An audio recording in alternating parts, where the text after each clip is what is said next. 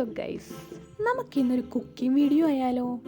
Cooking എന്ന് പറയാൻ പറ്റില്ല, അപ്പത്തിൻ്റെ മാവ് എങ്ങനെയാണ് റെഡിയാക്കുന്നതെന്നൊന്ന് നോക്കാം. അപ്പോൾ അതിന് വേണ്ടിയിട്ട് ഞാൻ 2 ഗ്ലാസ് പച്ചരി ആട്ടോ ഇവിടെ എടുത്തിരിക്കുന്നത്. എന്നിട്ട് നമുക്കൊരു 3-4 പ്രാവശ്യമൊക്കെ ഈ പച്ചരി ഒന്ന് കഴുകാം കേട്ടോ. അതിനുശേഷം നമ്മളൊരു 3-4 മണിക്കൂറെങ്കിലും ഇതൊന്ന് കുതിരാൻ വേണ്ടി വെക്കണം. മിനിമം 3 മണിക്കൂറെങ്കിലും ഇരിക്കണം കേട്ടോ. കുതിർന്ന ഒരു 3-4 മണിക്കൂറിന് ശേഷം നമുക്കിത് നല്ലപോലെ അരച്ചെടുക്കാം കേട്ടോ. എന്നിട്ട് ആ അരപ്പിൻ്റെ ഒരു 3-4 ടീസ്പൂൺ കുറച്ച് വെള്ളം ഒഴിച്ചിട്ട് നമുക്കൊന്ന് കുറുക്കിയെടുക്കാം.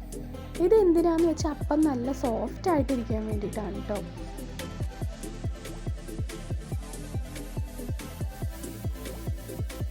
എന്നിട്ടിത് നല്ല രീതിയിൽ തന്നെ കുറുക്കിയെടുക്കാം കേട്ടോ. നമ്മൾ കുഞ്ഞു കുട്ടികൾക്കൊക്കെ കുറുക്ക് കൊടുക്കില്ലേ, അതുപോലെ വരണം.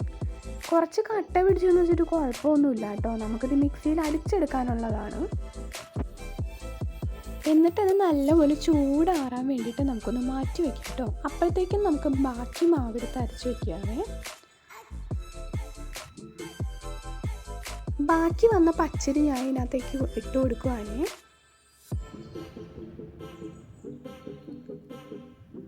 പിന്നെ 1 കപ്പ് ചോറ്, 1 കപ്പ് തേങ്ങ, ഇത് രണ്ടും കൂടി ഞാൻ അതിനകത്തേക്ക് ഇട്ട് കൊടുക്കുക കേട്ടോ.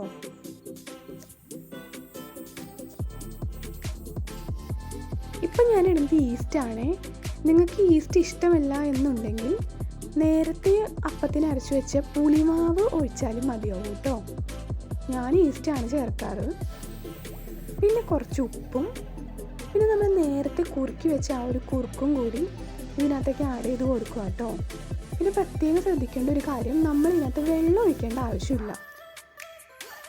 നമ്മൾ ഓൾറെഡി അരച്ച് വരുമ്പോഴത്തേക്കും ഇതിൽ അത്യാവശ്യം കട്ടിയുണ്ടാവും. വെള്ളം കൂടിപ്പോയാലും നമുക്ക് പിറ്റേ ദിവസം രാവിലെ മാവ് ഭയങ്കര ലൂസായിട്ടാണ് ഇരിക്കുക. അപ്പോൾ അതുകൊണ്ട് നമ്മൾ വെള്ളം ഒഴിക്കുകയേ വേണ്ട. ഈ കുറുക്കൊഴിക്കുമ്പോൾ അതിനകത്ത് ആവശ്യത്തിന് വെള്ളം തന്നെ വന്നോളൂ.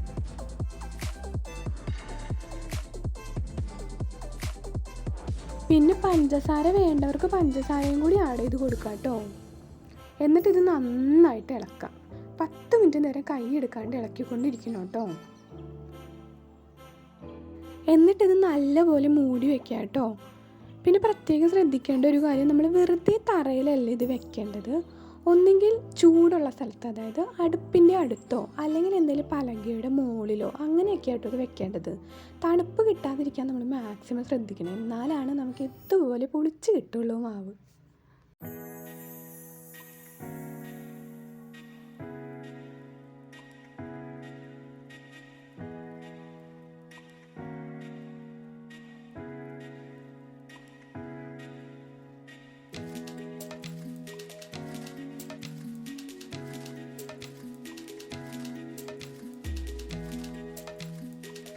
എന്നിട്ട് ഇതുപോലെ പാൻ ചൂടായി കഴിയുമ്പോൾ മാവ് ഒഴിച്ച് കൊടുത്തിട്ട് മൂടി വെച്ച് വേവിക്കാം കേട്ടോ. കണ്ടോ, നല്ല ബബിൾസൊക്കെ വന്നിട്ട് നല്ല അടിപൊളി അപ്പമായിട്ട് കിട്ടിയിട്ടുണ്ട്. അപ്പോൾ എൻ്റെ അപ്പം റെഡി ആയി കേട്ടോ. ഇത്ര ഉള്ളൂ ഗൈസ്, സിമ്പിളാട്ടോ. അപ്പോൾ പുതിയൊരു വീഡിയോ ആയിട്ട് വീണ്ടും വരാവേ. Tata bye bye. എൻ്റെ വീഡിയോ ഇഷ്ടപ്പെട്ടാൽ സബ്സ്ക്രൈബ് ചെയ്യാനും ലൈക്ക് ചെയ്യാനും മറക്കല്ലേ.